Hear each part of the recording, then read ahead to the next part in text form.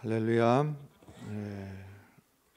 마태복음 5장 9절 말씀, 화평하게 하는 자는 복이 있나니 그들이 하나님의 아들이라 일컬음을 받을 것이며 그랬습니다.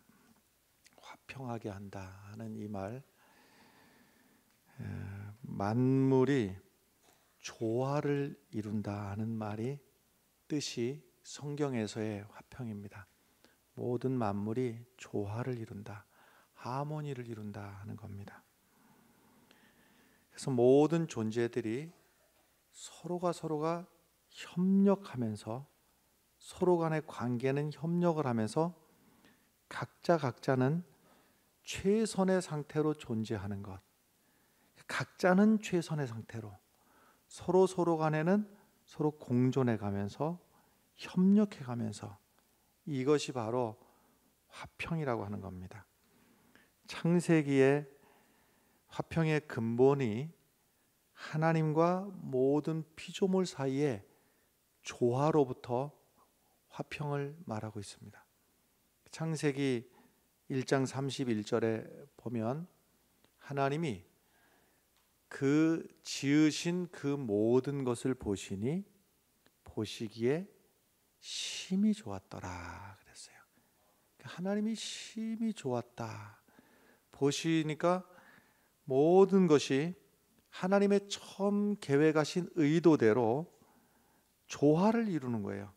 피조물들이 각각은 자기의 역할들을 하면서 최선의 하모니를 서로 이루고 있는 것이죠. 말하자면 물이 하늘 위에도 물이 있는 거 아시죠? 하늘 위에도 물이 있고, 비가 올 때 보면, 막 폭우가 쏟아질 때 보면 어떻게 이런 많은 물이 하늘에 있었나 싶은 정도의 하늘 위에 물이 있고, 하늘 아래, 땅 아래에 물이 있잖아요. 근데 이것이 조화롭게 때가 되면은 올라가고 때가 되면 내려오고 그러면서 조화를 이루는 거예요. 그 다음에 바다와 육지가 서로 조화를 이루는 겁니다. 하나님이 정해두신 경계선을 두고 바닷물이 어디까지는 오고 어디까지는 오지 않고, 그래서 동물과 식물 사이에서도 서로 조화를 이루는 거예요. 서로 조화를 이루어서 때로는 동물이 풀을 뜯어 먹기도 하고, 또 그 동물의 배설물이 또 식물이 또 자라는 데 도움이 되게 하고, 서로 간에 도움이 되는 거예요. 낮과 밤이 조화를 이루고, 그러니까 하나님이 만드신 이 모든 것이 태양과 달과 별과 지구와 이 모든 것들이 서로 조화를 이루어서 그 중에 어느 하나가 어긋나거나 조화가 안 되면 서로 분열이 생기고 문제가 생기는 거예요. 근심거리가 생기는 거예요. 그런데 이 모든 것들이 조화롭게 그것을 보시고 하나님이 참 좋게 여기셨다 이 말이에요. 하나님의 의도하신 대로, 그래 바로 이거야 하는 거예요. 하나님께서 계획하신 대로, 그래서 하나님이 그 좋게 여기시는 그 하나님의 계획대로 이제 화평을 이루어 가는데, 이 관계가 하나님하고 사람 사이에서도 화평의 관계가 이루어져서 언제든지 하나님이 부르면 예, 제가 여기 있나이다. 또 아담이 하나님을 향해서 나아가면 언제든지 하나님을 배울 수가 있는 이러한 관계. 그래서 하나님과 우리 사람 사이가 조화를 이루었다 하는 거예요. 그 다음에 사람과 사람 사이에서도 조화를 이룬 거예요. 서로가 각각의 존재는 각각으로 존재하지만 서로 관계를 이루고 협력하고 서로 돕고 하는 이 관계로서 화목을 이룬 것이죠. 화평을 이룬 것이에요. 사람하고 피조물하고도 마찬가지인데, 그래서 사람하고 피조물하고의 관계에 있어서도 조화를 이루고, 그래서 하나님의 조화를 따라서 살다 보니까 모든 자연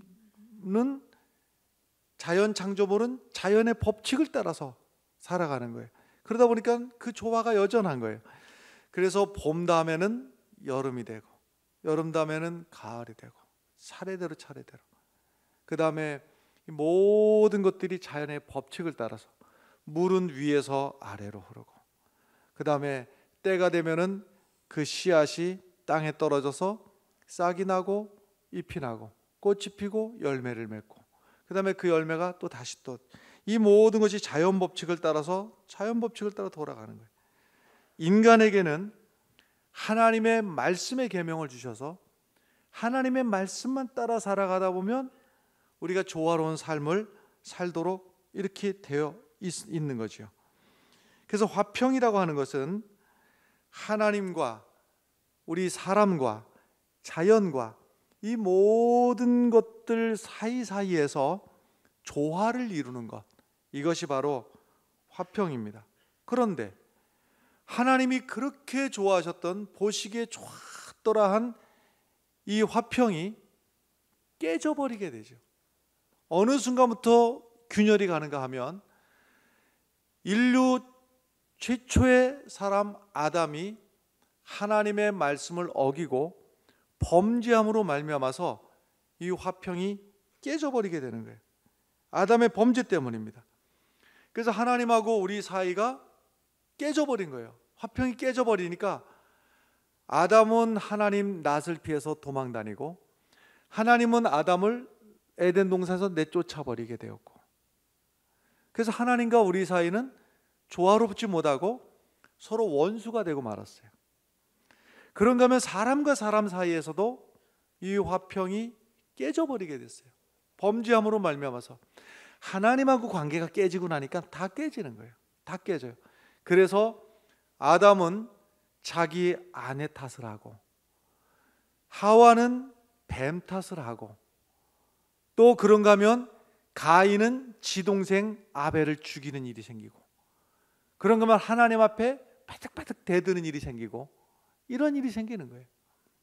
그런가 하면 사람하고 창조 세계하고도 조화로웠었는데, 그래서 하나님이 참 좋았다 그랬는데, 이 화평이 깨져버리고 나니까 이제는 하지 말아야 될 몇 가지들을 하는 거예요. 그 중에 대표적인 두 가지가 무엇인가 하면, 하나님이 만드신 피조물은 절대로 우리가 섬기거나 의지할 숭배의 대상이 되지를 못합니다, 여러분.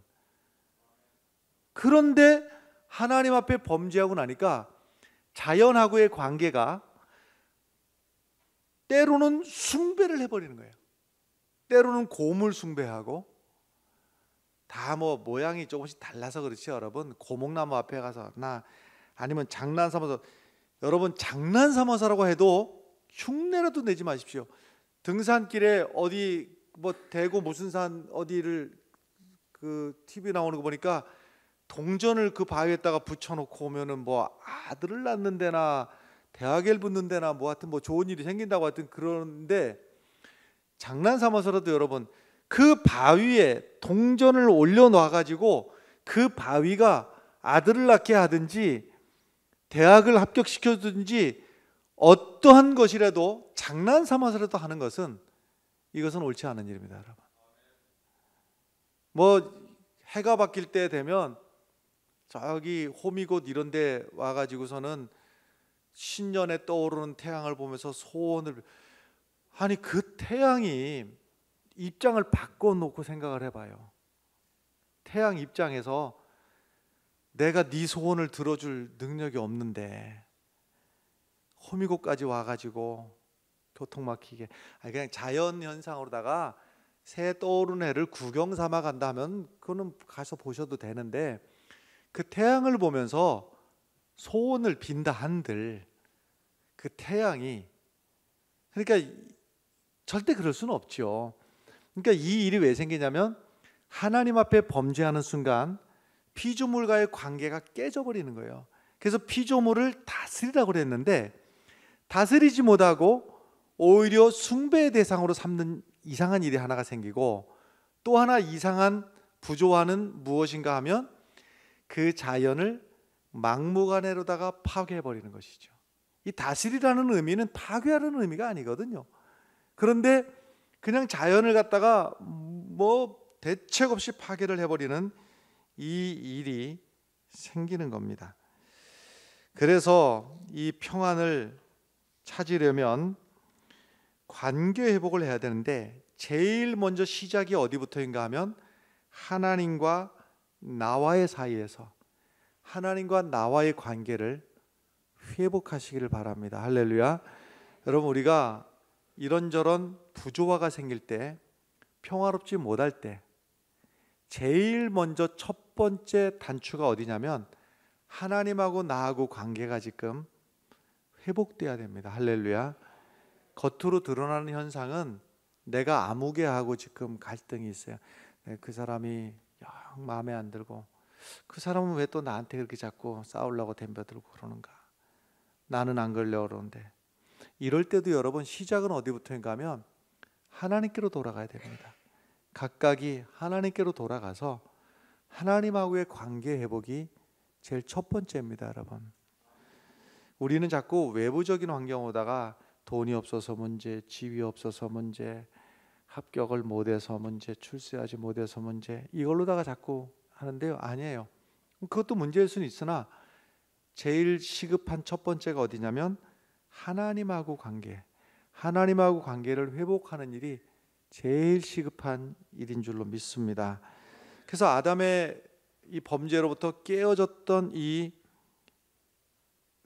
화목이 이제 하나님께서 그 아들 예수 그리스도를 우리에게 보내주셔서 그 아들 예수 그리스도에게 우리 인류가 받아야 될 모든 죄악, 모든 형벌을 그에게 다 짊어지우시고 십자가에서 죽으시고 부활하심으로 말미암아서 우리의 모든 죄는 해결함을 받게 되었다는 사실을 믿으시기 바라요.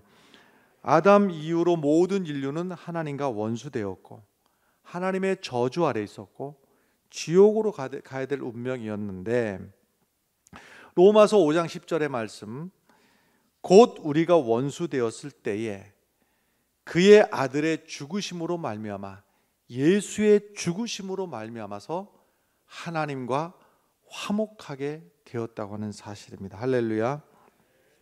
그런데 하나님의 의도는 예수 그리스도의 십자가 사건을 통해서 하나님과 우리 사이만 화목되기를 원하지 않고, 물론 예수 그리스도의 십자가 사건으로 하나님과 우리 사이가 화목되기도 하지만 뿐만 아니라 그 피조 세계 전체가 화목되기를, 화평을 이루기를 하나님은 계획하셨던 거예요. 이게 하나님의 계획이에요. 예수 그리스도를 우리들에게 보내주신 계획 자체가 하나님과 우리 사이뿐만 아니라 모든 피조 세계와 우리가 다 화목하기를 하나님께서는 원하셨던 것입니다.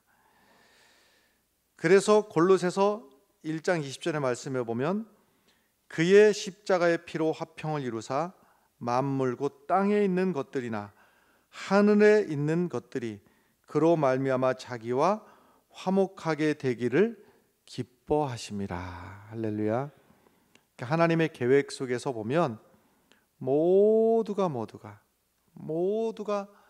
하나님의 은혜 아래서 십자가 아래서 화목되기를 원하셨죠. 바울이 에베소 교인들에게 편지를 하면서 이것에 대해서 설명을 길게 해주고 있는데요, 이게 에베소서 2장 13절부터 말씀인데 13절부터 18절까지 좀 깁니다마는 한번 제가 읽어보겠어요.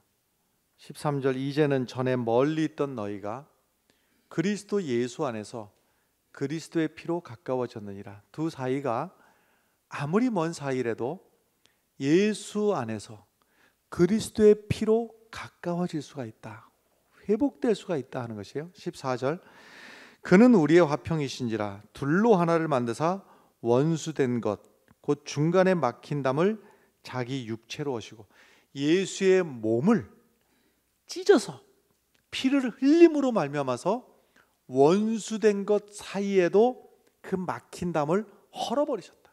예수의 몸을 찢으심으로 말미암아서 원수끼리도 화평할 수 있도록 그 담을 헐어버리셨다. 15절, 법조문으로 된 계명의 율법을 폐하셨으니 이는 이 둘로 자기 안에서 한 세 사람을 지어 화평하게 했다. 법적으로도, 당시의 법이 이제 율법의 계명인데 법적으로도 문제가 있는 그 사람하고도 회복하게 하시고 화목하게 하시고 화평을 이루게 하셨다는 거예요. 16절, 또 십자가로 이 둘을 한 몸으로 하나님과 화목하게 하려 하심이라. 원수된 것을 십자가로 소멸하시고, 그러니까 원수된 그 존재까지도 하나님으로 말미암아서 하나님과 화목하도록 하시는 것이 예수 그리스도의 십자가 역사였던 것이죠. 17절 계속, 또 오셔서 먼 데 있는 너희에게 평안을 전하시고 가까운 데 있는 자들에게 평안을 전하시니, 먼 존재나 가까운 존재나 모두에게 그리스도는 평안을 전하셨다. 그 다음에 18절, 이는 그로 말미암아 우리들이 한 성령 안에서 아버지께 나아감을 얻게 하려 하심이라. 문제는 이 둘이 누구냐가 문제인데, 사람마다 다를 수가 있어요. 우리 각자에게도 이 둘, 나하고 그 도저히 화평을 이룰 수가 없는, 평안을 이룰 수가 없는 그가 누구냐가 이제 문제인데, 지금 여기서 이 에베소 교회에서 말하는 이 둘 관계는 누구와 누구를 말해주는 것인가 하면 유대인과 이방인을 말해주고 있는 거예요. 여기서는 지금 1차적으로다가는요. 근데 이 유대인하고 이방인하고는 절대로 화해를 이룰 수가 없는, 하나를 이룰 수가 없는, 화평을 이룰 수가 없는 존재였던 것이죠. 왜 그래요? 유대인은 혈통적으로도 아브라함의 자손이고 언약의 백성인 표식인 할례가 있고 하나님의 율법이 있고 하나님을 찾고 구원을 기다리고 기대하고, 그런데 이방인들은 하나님도 없고 율법도 없고 언약도 없고 천국에 대한 기대도 없고, 이들하고 어떻게 하나가 될 수가 있느냐? 절대로 하나가 될 수 없는 이 관계를 예수 그리스도의 십자가로 말미암아서 화평을 이루고 화목을 이루고 하나 되게 하셨다는 것이 바로 이 에베소서의 말씀입니다. 그럼 어떻게 일이 가능했느냐? 예수 그리스도가 인류를 구원하시기 위해서 이 땅에 오셨으나 유대인들의 가장 본거지인 그 예루살렘에서 예수 그리스도를 십자가에 달려 죽게 하심으로 말미암아서 그 십자가 사건에서 어떠한 죄인도 십자가만 믿으면 하나님의 자녀가 된다는 이 위대한 복음 앞에 유대인들도 믿어 구원에 이르고 이방인들도 믿어 구원에 이루어서 이 이방인과 유대인이 하나가 되어서 세워진 교회가, 거기가 바로 예루살렘 첫 번째 교회였습니다. 그러므로 교회의 본질 자체가 무엇인가 하면 너와 내가 다르다가 아니라 도저히 용납할 수 없는 것까지도 화해를 이루고 평화를 이루는, 여기가 바로 교회입니다, 여러분. 이 예루살렘 교회부터 시작된 교회가 예수님의 말씀대로 땅끝까지 이르게 되게 되는데, 그 교회가 오다 우리 교회 이 경북 지역에 복음의 불모지에 115년 전에 우리 교회를 세워주시고 하나님의 몸될 교회를 세우신 것은 바로 이 화평을 이루시라고. 예루살렘 교회부터 시작된 그 교회가 오늘 우리에게까지 오늘 이르게 된 것은 화평을 이루게 하시려고 교회를 세워주신 것입니다, 여러분. 교회가 만약 교회로 이름은 모였을지라도 싸움하는 소리가 들리고 분쟁하는 소리가 들리고 사람의 목소리가 높아지고 교회의 본질로부터 멀어지고 있다는 사실을 심각하게 생각하십시오, 여러분. 우리 교회는 화평을 이루는 교회가 되시길 바라요. 이 일의 모범이 되기를 바라요. 분명히 말씀드립니다마는 기독교의 본질은 싸움이 아니고 전쟁이 아닙니다, 여러분.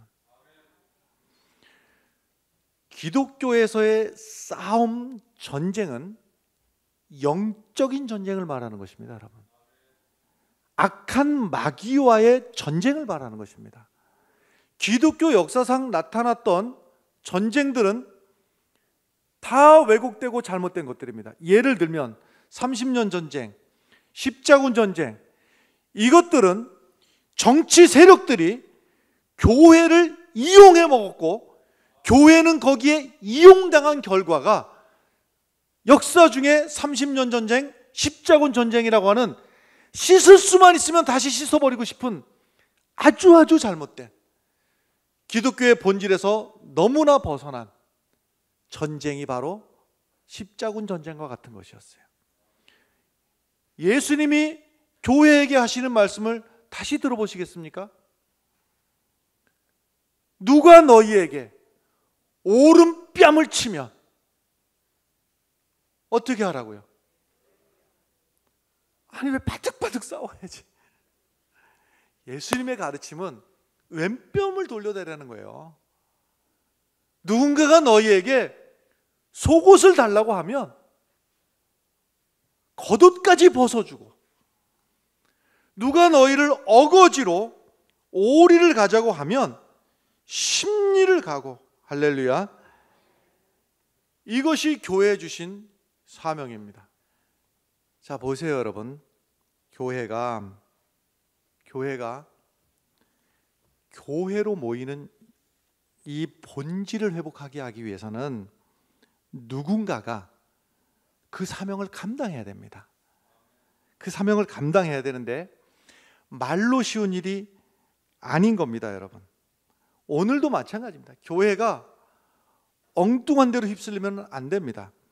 오늘도 교회를 정치적인 이익을 위해서 교회를 끌어들이거나 아니면 정치적인 이해관계에 있는 곳에 교회를 동원시키거나 이편저편으로 갈라놓는 일은 교회의 본질로 멀어지게 하는 것입니다. 교회의 본질은 화평을 이루는 것입니다, 여러분. 고린도후서 5장 18절의 말씀을 제가 읽겠습니다. 모든 것이 하나님께로서 났으며 그가 그리스도로 말미암아 우리를 자기와 화목하게 하시고 또 우리에게 화목하게 하는 직분을 주셨다. 우리에게 화목하게 하는 직분을 주셨습니다, 여러분. 19절 말씀도 마찬가지입니다.